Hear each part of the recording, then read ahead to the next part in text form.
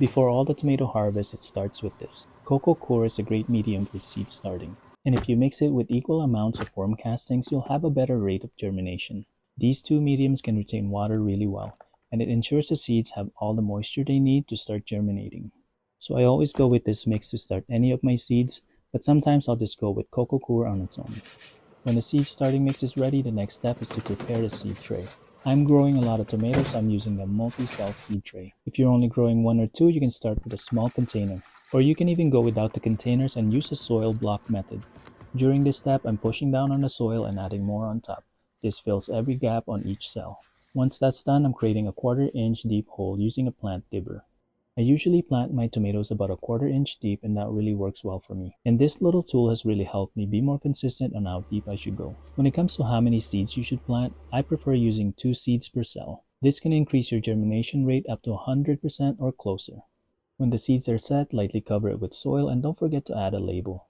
I didn't end up pre-soaking my mediums earlier, so what I'm doing here is bottom watering. I'm filling up the bottom tray with water and allow the medium to soak up all the water without disturbing the seeds.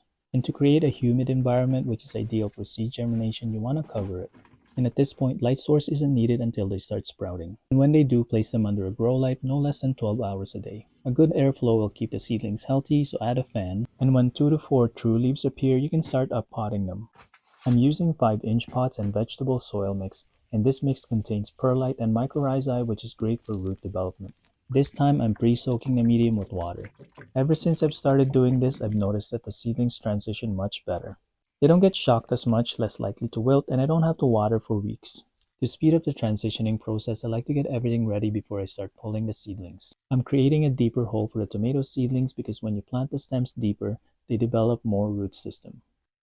I had a really good germination rate, so I ended up with 2 tomato seedlings on each cell. This is a real bonus for me, which means I can give away more tomato plants this year. Take extra care when separating the seedlings and make sure the soil is wet to make it easier. Afterwards, plant them as deep as possible, just below the first 2 set of leaves. Once you're done up potting, continue to place them under a grow light and try not to overwater. Allow the soil to dry a little bit before watering again. And when you do water, try to do it from the bottom tray and allow the medium to soak up all the water. And if you're getting uneven light exposure, make sure to rotate each tray. All the tomatoes have transitioned really well and they grew nice and healthy.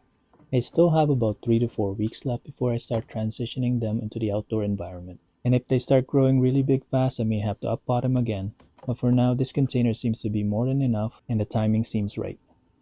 To learn more, follow along.